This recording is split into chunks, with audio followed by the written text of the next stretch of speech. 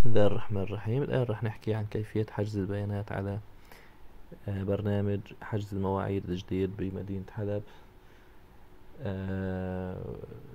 هذا السيستم بنفتح أول شي على الرابط الذي تمت مشاركته، تشوفوه على الشاشة هون. بعدين نحن بنروح على في عنا 4 أقسام، خلينا نشرحهم بشكل سريع. القسم الأول هو إذا كان نحن راح نسجل دخول أو راح نساوي عملية تسجيل من الصفر. القسم الثاني بحكي عن مواعيد اللي أنا حاجزهم. القسم الثالث بحكي عن المراكز. القسم الرابع بحكي عن نصائح إنه ليش نحن سوينا هذا السيستم ولمحة عن هذا السيستم. نحن نؤمن بأنه كل دقيقة من وقتك ثمينة، لذلك طورنا هذا النظام وإلى آخره. هون بحكي عن فريق العمل. نحن المطورين لهذا العمل، نحن مجموعة من أبناء سوريا أصحاب الخبرة، قدمنا من مختلف دول العالم، وقدمنا هذا العمل بشكل مجاني 100% دون أي مقابل مادي ودون طلب أي لوجستيات. فالمشافي حتى لو كان ما فيها شيء، ما في عندهم كمبيوترات، ما في عندهم أي شيء، بإمكانهم يشتغلوا على هذا السيستم. هو نحن اشتغلنا بشكل تطوعي 100%، وسوينا راح نسوي تدريبات وراح نسوي دعم للمؤسسات الدولة خلال هاي الفترة من أجل يحسنوا يشتغلوا عليه بشكل كتير كبير. فهون هذا بالنسبة للأقسام. آخر شي كمان فيك إذا كان أنت حبيت تتواصل معنا أنك ترسل رسالة مباشرة أو تتواصل عن طريق الهاتف والبريد الإلكتروني الخاص فيني أنا. بنرجع لفوق. أول شي بدنا نساوي عملية سجل الآن. نكتب الحساب، الرقم الوطني هون، الاسم الأول، اسم العائلة، اسم الأب، اسم الأم، رقم الهاتف، بنكتب البريد الإلكتروني. هلا هو بالعادة هيك جهاز أنا لأني مسجل عليه من قبل فبيعطيني مقترح خاطئ. نحن بنكتب بريد إلكتروني معين،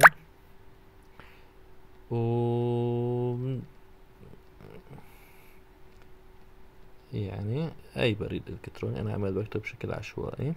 هلا نحن الأفضل تكون بيانات صحيحة، لأنه إذا بياناتك ما كانت صحيحة ما رح تحسن، الدور تبعك رح يكون وهمي، ورح يتراقب الجهاز اللي انت اخذت منه، ورح يتلاحق انه انت عم تحجز بيانات وهمية.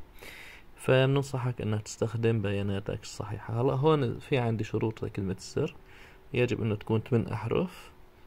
خلينا ناخد ب سي. يجب انه يكون فيه حرف كبير، تعال ناخد يجب انه يكون فيه ارقام، ناخد 1 2 3. يجب انه يكون فيه رمز واحد على الاقل. اخذنا رمز واحد على الاقل اللي هو هون بنرجع نعيد ب س 1 2 3. اخذنا كبيرة، اخذنا رمز هون تكرار كلمة السر. يجب ان تكون كلمتا السر متطابقتين. عم لي كلمتا السر غير متطابقتين، نرجع نعيد فوق وتحت. اخذنا كبيرة، ب س 1 2 3 4 5، وبناخد رمز بنرجع لهون بنعيد كبيرة، ب س 1 2 3 4 5، والرمز تسجيل. لسه في أخطاء بالنموذج. عم بقول رقم الهاتف يجب أنه يكون بين 10 و15 رقم. نجرب. لسه في أخطاء بالنموذج. الرقم الوطني بده يكون من 9 ل 11 محرف. خلينا نساوي تحدد أقصى 11. نجرب الآن تم التسجيل بنجاح. أهلا وسهلا، تم إنشاء حسابك، يمكنك حجز مواعيدك، يمكنك نقصا صلحة بالنسخة القادمة. بعدين نحن في عنا هون بنروح على صار بإمكاننا مثلا هدول الأزرار. إذا كان أنت دخلت بياناتك بالخطأ، رقم الهاتف بالخطأ، وأنت مسجل دخول، بإمكانك تفوت لهون وتعدل المعلومات تبعيتك، من شان إذا حدا فات بمعلومات غير صحيحة بإمكانه هون يساوي تعديل لهي المعلومات. في تسجيل خروج، وفي عرض المواعيد. إذا كان في عندك مواعيد أنت فيك تشوفها هون كلها بالصفحة الرئيسية. بنرجع لورا، بنروح على المراكز، اكتشاف المراكز. نرجع نأكد من الصفحة الرئيسية بعد تسجيل الدخول إذا بدنا نحجز موعد بنروح على المراكز. بنختار هلا حاليا نحن في عنا مشفى ذرازي، وفي عنا تجريب لنقابة المعلمين. نقابة المعلمين مثلا بدي احجز الآن. بنروح على اسم النشاط. هلا انا رح احجز هاد تجريبي. هلا هون بيطلع لنا انه في ب24 الشهر وفي ب30 الشهر.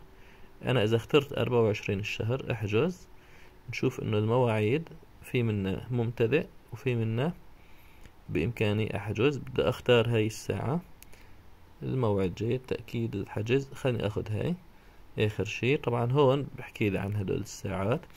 هلا هون في ملاحظة صغيرة بشكل سريع بحكي كيف بيتم تقسيم الوقت. نحن في عنا هون رح نقول انه الدوام من 8 ل3 الساعات المتاح حجزه وليس الدوام. وفي عنا الساعة تبعيته، الساعة تبعيت هذا المكان هو الساعة تبعيته ثواني 10 يعني بده يستقبل كل نهار 10 أشخاص فقط. هذا النشاط التجريبي. فبيقسم كم دقيقة فيه؟ من 8 للساعة 3. فبيقسمهم وبياخد يعني بيقسم كم دقيقة فيه من 8 ل3. أنا ما كتير شاطر بالرياضيات. بتحسب عدد الدقايق 6 ساعات. 6 8 ل3 في 5 و3 8 ساعات. 8 ب6 480 دقيقة فيه. بوزعهم بطلع لكل يعني نحن طالما في عنا 10 أشخاص راح يجوا كل واحد 42 دقيقة. الأول الساعة 8، الثاني 8 و42 9 و24 وهيك. آخر شي خلينا نعتبر إنه أنا بدي أجي آخر واحد. بإمكاني أجي آخر واحد لأن هذيك المواعيد معباي. بقول له تأكيد الحجز. تم تأكيد الحجز. هلا بعد تأكيد الحجز لما بدي أروح على الحجز هذا الموقع نعمل له الحصول على الاتجاهات. بفتح لي الخرائط وبياخدني على هذا المكان مباشرة. أنا من مكاني اللي أنا موجود فيه بغازي عنتاب الآن بوصلني شقد في مسافة ومرآت وكذا. نحسن ساعة البدء ونروح. الفكرة اللي بعدها هذا إذا كان بس نحجز. خلينا نرجع مشان نحن نأكد على الناس بشكل صحيح كيف بنحجز. بعد ما حجزت طبعا هون نرجع على الصفحة الرئيسية. في زر هون مواعيدي. هون بإمكاني أتأكد من الموعد. فيني أصور هاي البطاقة، أصورها مشان أروح أنا أقول أنا حاجز وهي بطاقتي. كمان في شغلة تانية إنه تعال نحجز واحد تاني بشكل سريع نشوف ميزات أكتر. خلينا نروح على مشفى الرازي بس ما راح أحجز لأني مشفى الرازي شغال. إذا اخترنا من هون مثلا العيادة الإذنية، هون أخذنا العيادة الإذنية. في عنا 2 قرب يتعبى. 3 في عنا 4/20 4 وإلى آخره. بورجيني الأيام اللي فيها هي الإذنية. بنعطيه حجز. هون بنشوف إنه بإمكان ناخذ يعني لما بكون في عنا هون بدنا نستقبل 20 راح نستقبل 20 شخص. هون بنرجع على أي وحدة منهم. العصبية مثلا هون نحن راح نستقبل 20 شخص خلال فترة زمنية. راح نستقبل 20 شخص خلال فترة زمنية خلال ساعتين. نحن عم نشتغل هلا حاليا على مشفى الرازي فقط بالفترة الصباحية. فهون بنشوف انه لما بنكبس حجز على هاي مثلا نشوف انه اذا في 2 خلال 10 دقايق هون كل واحد حصته 5 دقايق. فاذا كان في 2 صفت ال10 دقايق هاي محجوز. اما اذا كان في واحد فقط بتكون غير محجوز. هون اذا في واحد بامكاني احجز يصيروا 2. اذا في 0 بتشوف لونه اخضر. اذا في 1 بتشوف لونه برتقاني. واذا في 2 هون هي خالصة ما بقى نحسن نحن نحجز فوقها فبتصير ممتلئ.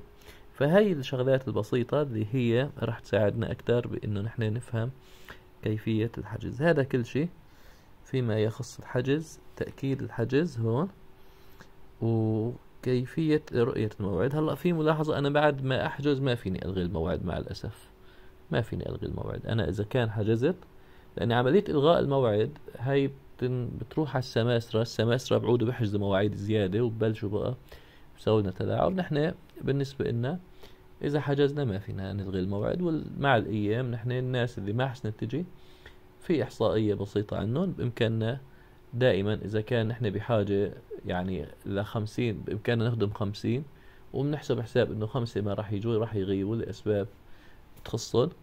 إيه، فبدل 50 نحجز 55 وخلص. أما مسألة إنه أنا ألغي الحجز، ففي سماسرة بتجي بتفوت على هذا الأمر، نحن صاحيين إلهم، بدها تحط مواعيد وهمية وبعدين ترجع تشيل الحجز عن هذا الموعد وتبيع الحجز مقابل مادي، وهذا الأمر نحن ما رايحين نسمح إن شاء الله فيه. وكل الأشخاص بدها تفوت بنفس الجهاز بحسابات مختلفة، احتمال كبير إنه يتم تقديم شكاوي عليهم باعتبارها هي جريمة إلكترونية، لأنه التلاعب بالأنظمة الدولة هي ما هي شيء صح، بالذات الأنظمة الخدمية اللي الناس راح تشتغل فيها على أساس إنه تنظيم أمور. فبنتمنى إنه ما حدا يفكر إنه يفوت بهاي التفاصيل. خلاص الناس، هاي الفيديو الناس بإمكانها تحجز بإيدها، والسيستم إن شاء الله شغال 24 ساعة.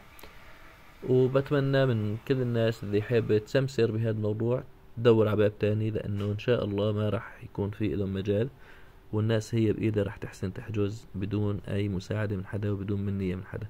كل الشكر للجميع، بتمنى لكم التوفيق، وشكرا لوقتكم. إذا كان خلصتوا الفيديو فأنتوا صبرتوا كتير زيادة، شكرا لكم.